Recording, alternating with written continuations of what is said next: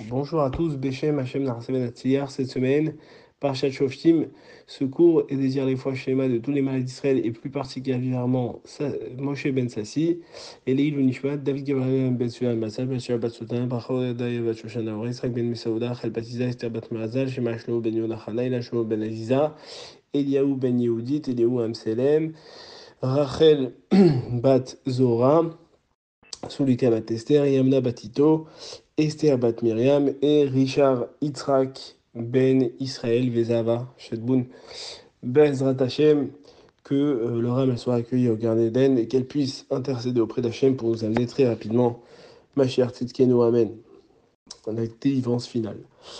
La paracha de la semaine, c'est la paracha de Shoftim. Il faut savoir que toutes les parachiotes qui sont dans ce Chodesh Elul, elles sont un petit peu des parachutes de Yitro Rerout, comme on dit en hébreu, des parachutes qui sont là pour nous réveiller, pour nous mettre un petit coup de pouce dans notre Teshuvah. Et on va parler justement, juste avant la paracha du mois de Elul, du Chodesh Elul, qui est rentré juste cette semaine. On a eu, Baruch Hashem, la paracha de Re'e. Re'e, c'est quoi? On l'a dit la semaine dernière.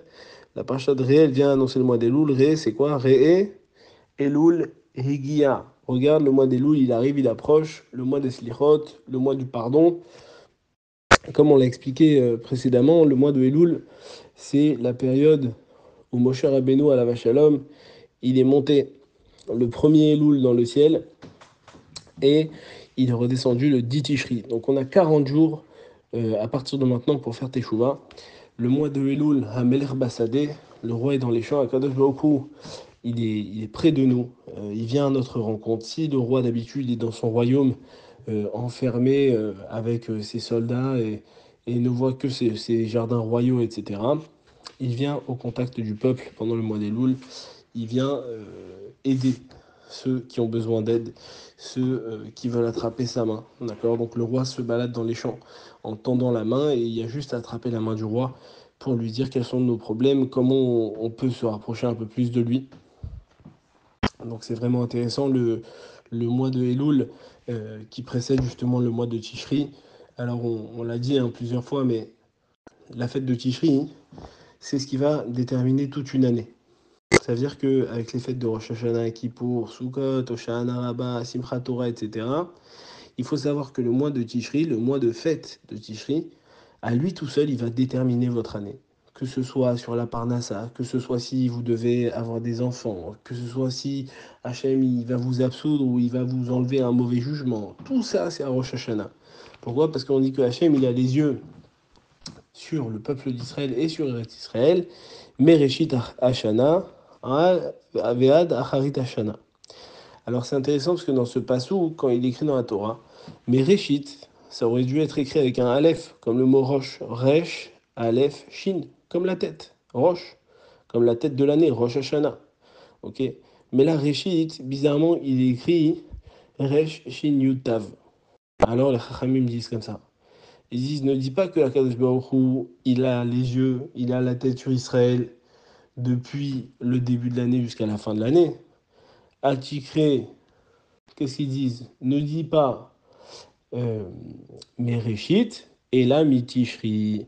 Donc la Torah elle vient t'expliquer que Hachem il n'a pas forcément dans le sens littéral.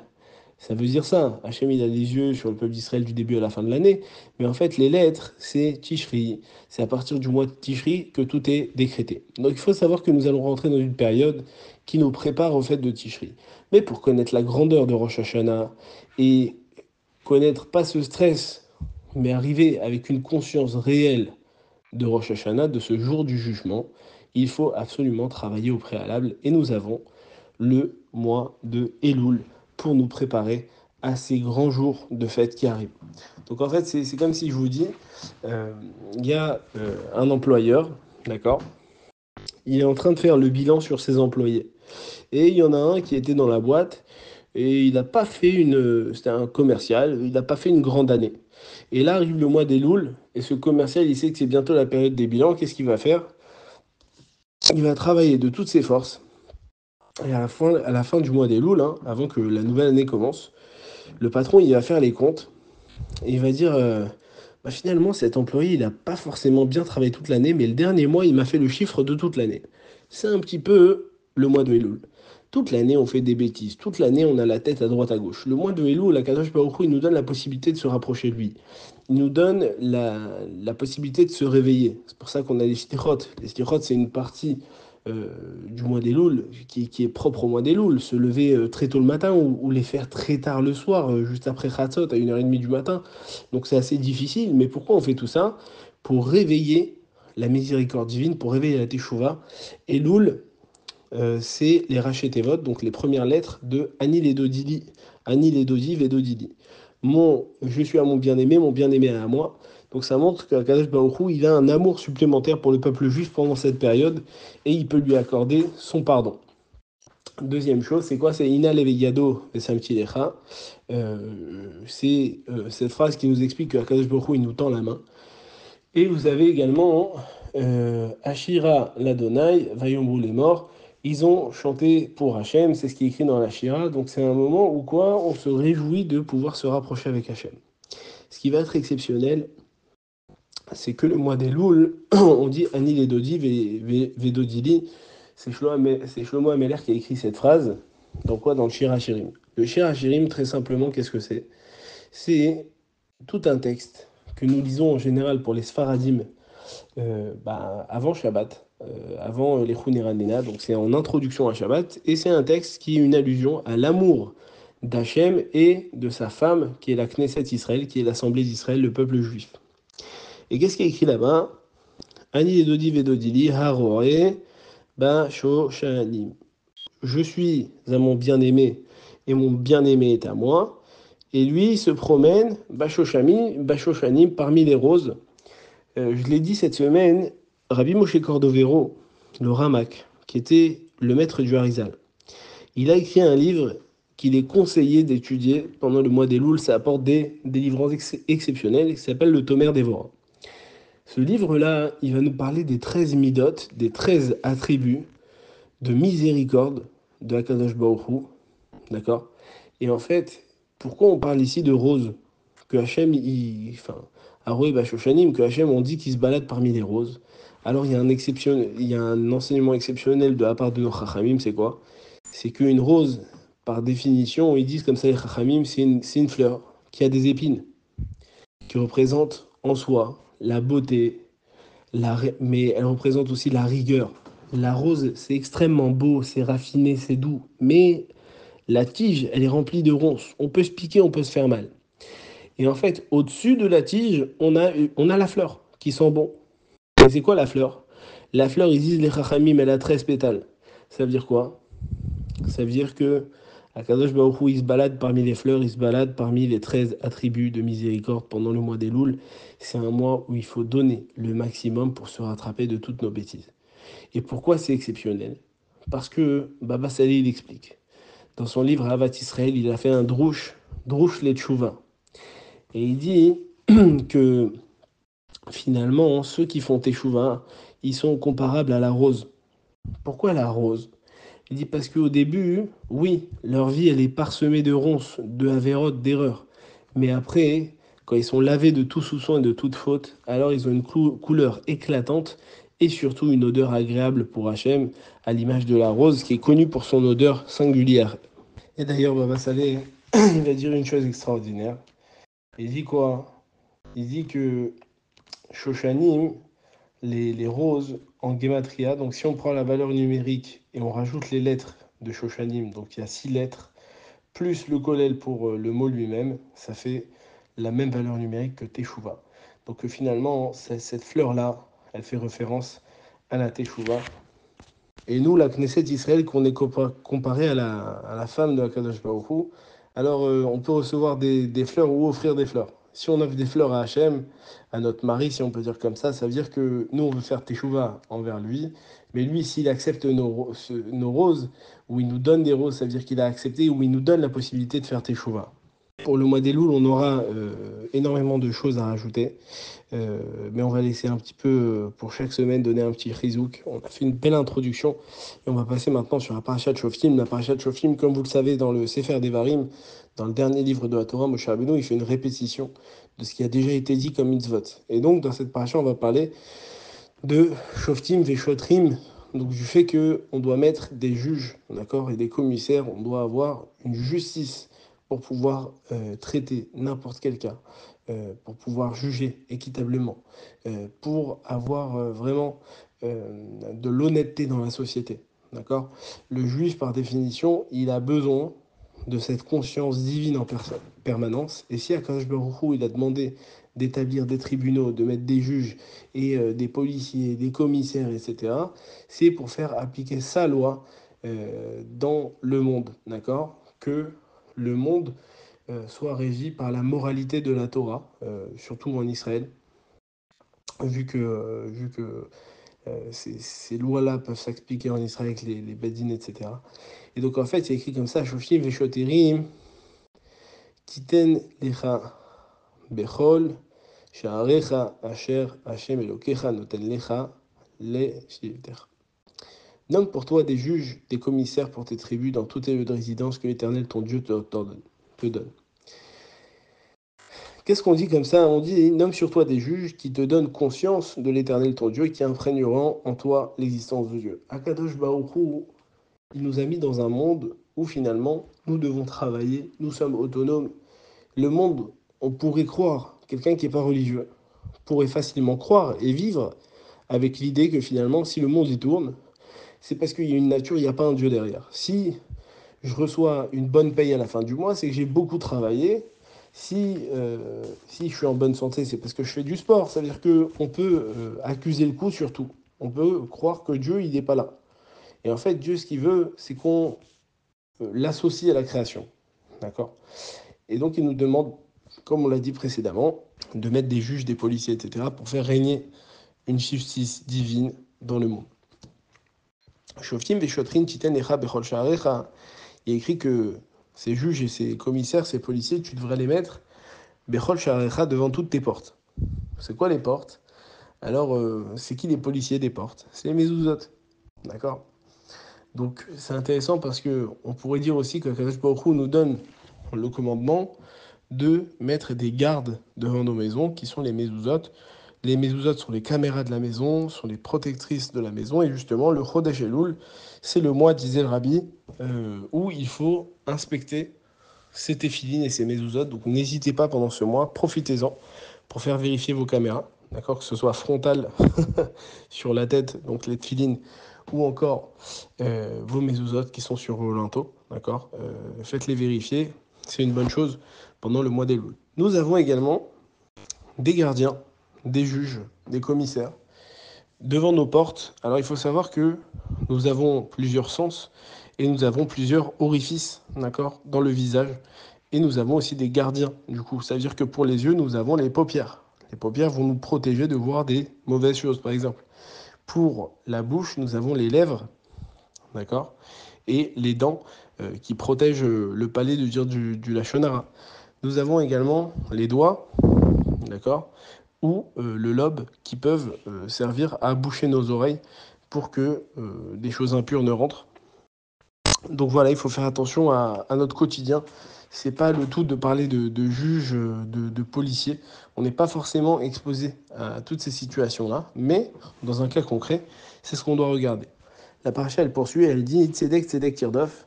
La justice, tu devras poursuivre ou tu poursuivras. Akadosh Baruch Hu, il nous demande absolument de poursuivre la justice. Et quand on dit poursuivre la justice, c'est pas juste courir derrière, c'est vraiment être dans un état d'esprit de justice. Ça veut dire que malheureusement, il y a des gens qui se font avoir par le Yetzer Hara. Le Yetzer Hara, aujourd'hui, il se présente comme un rabbin, avec des péotes, une belle barbe, des tzitzit, et il dit, tu sais mon fils, au pire, qu'est-ce qui va se passer? Tu vas voler, et avec l'argent du vol, tu donnes ton maaser, et tu donnes la tzedaka, et Hachem, il te pardonne. Donc en fait, malheureusement, la notion de justice, elle peut changer. Et donc pourquoi la Torah, elle précise Tzedek, Tzedek, Tirdof, Tzedek, Tzedek, la justice, la vraie justice. Pas la justice simple que les gens, ils s'inventent des consciences, et parfois ils vont au restaurant, ils disent non mais c'est bon, c'est que du poisson, de toute façon il a des écailles et des nageoires. Si c'est un goy qui le cuit, bah, le poisson il est quand même cachère de base. D'accord? Donc c'est pas la justice que toi tu vas créer. On te demande de poursuivre la justice que Kadosh Baruch Hu, il a mis en place. Et c'est ça le plus important. D'accord? De pas transgresser une faute en pensant qu'on fait des choses justes. Ça, c'est la vie des Réchaïm. C'est la vie des fauteurs. Les fauteurs, la première fois qu'ils font la faute, ils sont un peu gênés. Ils sont un peu gênés. La deuxième fois, un peu moins. La troisième fois, c'est une mitzvah. D'accord? C'est-à-dire qu'au début, on a la crainte de la faute. Et après, la faute, c'est une habitude. Et comme il dit le Rambam, l'habitude devient une nature. Donc à un moment, on ne résiste plus devant la faute et on croit carrément que c'est la justice, c'est-à-dire que c'est la chose à faire. Rabbi Yaakov Uchatzera sur ce pasouk, il dit une chose extraordinaire, d'accord, qui va rejoindre un petit peu ce qu'on a pu dire avant. Et il dit comment l'homme il peut se coller à la justice. Il faut savoir que déjà, Tzedek, Tzedek Tirdov, on peut l'utiliser avec la Tzedaka. C'est quoi la Tzedaka? Tu devras toujours la poursuivre. La mitzvah de Tzedaka, de toujours donner plus, tu devras le faire. Pourquoi? Parce que même si tu as donné une fois, Tzedek, et bah Tzedek Tirdov. Si un pauvre il passe derrière, alors que tu as déjà donné, et ben tu dois lui redonner. Tu dois jamais être avare dans le fait de donner la tzedaka. Pourquoi? Parce que tu rajoutes du bien dans le monde. Et quand tu rajoutes du bien dans le monde, tu te rapproches d'Hachem. Quand tu te rapproches d'Hachem, Hachem il se rapproche de toi. Quand Hachem il se rapproche de toi, il se rapproche du monde ici-bas. Et si Hachem il se rapproche de ce monde ici-bas, il se dévoile, il y a un Mashiach qui vient. D'accord? C'est aussi simple que ça. Donc Marbe Tzedaka, Marbe Shalom. Mais aussi le fait de multiplier les actes de bonté dans ce monde nous amèneront le Mashiach Bezrat Hachem. Maintenant, pour revenir à Rabbi Yaakov, il dit comme ça, Tzedek, Tzedek, Tirdov, si on prend les initiales, c'est quoi? Tzadik, Tzadik, Tav. Il dit Rabbi Yaakov, avec ces trois lettres, je peux écrire le mot Tzitzit. Comment?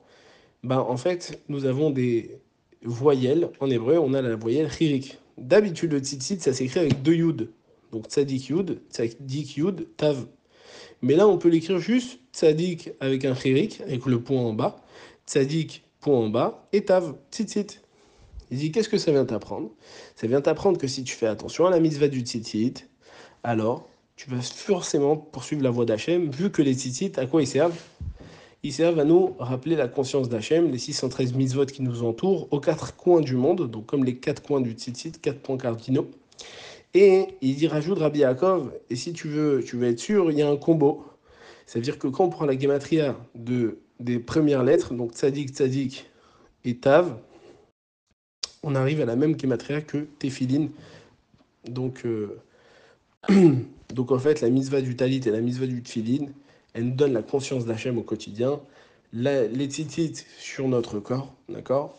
Et les tefilin, donc sur notre rapport à Hachem dans notre pensée, et le tefilin du bras dans l'action. Donc voilà, une chose extraordinaire que Kadosh Baruch Hu nous dévoile à travers les secrets, si on peut dire comme ça, de la paracha. Et pourquoi Hachem il nous donne tout ça? Alors il dit, les man tirché, veyarashta et aretz, afin que tu vives et que tu prennes possession du pays. Il faut savoir que Kadosh Baruch Hu, il nous donne la tzlacha quand on va dans ses voies. On l'a dit la semaine dernière, mais Hachem il nous fait un rappel, et il dit des fois, le chemin de la justice, le chemin de la piété, c'est le plus dur à emprunter. Combien de gens ils disent aujourd'hui, la vérité, si on travaille 100% caché, on ne gagne pas d'argent. C'est une erreur. Kadosh Baruch Hu, il te teste. Il te donnera une bracha. Il y en a, ils vont voler. Et avec 100 euros, ils vont acheter 1 kilo de tomates. Et celui qui ne va pas voler, par exemple, il va avoir une grande atzlacha. C'est quoi? C'est qu'avec 1 euro, il va acheter 1 kilo de tomates, mais ce kilo de tomates, il en vaut 10. D'accord? Donc, il y a une bracha aussi dans le fait d'être juste. Pourquoi? Parce qu'on associe Hachem dans tout ce qu'on fait. Et quand Hachem il est dans notre matériel, alors ce matériel devient spirituel et il est intarissable. La paracha elle va parler de plusieurs sujets. Elle va parler justement de la vodazara, de l'idolâtrie, comment Hachem il punit l'idolâtrie. Hachem c'est un Dieu qui est jaloux. Hachem il nous aime, il nous veut que pour lui, il nous a choisis parmi les peuples. Et nous, on a ce rapport avec lui qui est indescriptible, indéfectible. Et Hachem, il n'aime pas qu'on fasse de l'idolâtrie par rouarchtout, par vent de folie, comme il explique l'Admorazaken. Si quelqu'un un jour il faute, alors qu'il dit ouais, moi je suis au courant qu'il y a Hachem, mais je faute, ça veut dire qu'il n'est pas au courant qu'il y a Hachem, c'est un fou. Celui qui faute, c'est un vent de folie. Parce que si un homme il faute dans une pièce en pensant qu'il est tout seul, en pensant que Hachem il n'est pas là, en pensant que Hachem ne l'alimente pas, ça veut dire que Akadosh Baruch Hu, il recrée le monde en permanence. Il dit Rabbi Moshe Cordovero. Hachem, il n'y a pas un moment où il alimente pas l'homme en vitalité. Si l'homme il pense que Hachem il n'est pas là, oh là là, c'est très grave, c'est un fou. Donc l'homme ne faute que par folie.